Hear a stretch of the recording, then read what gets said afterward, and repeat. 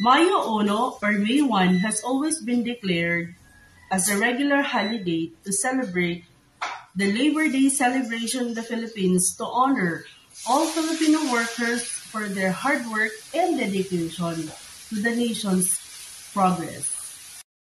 It also serves as a platform for workers to voice out their concerns regarding labor rights, fair wages, employment conditions, and other labor issues.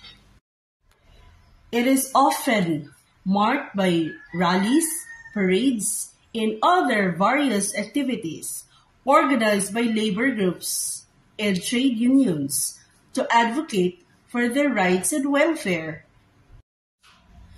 Labor Day celebration also fosters solidarity and unity among Filipino workers and labor organizations.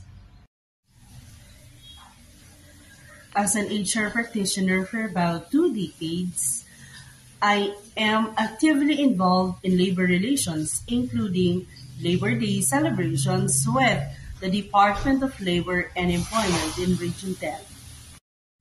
This year's Labor Day celebrations theme is Sa Bagong Pilipinas, Manggagawang Pilipino, Kabalikat at Kasama sa Pag-asenso.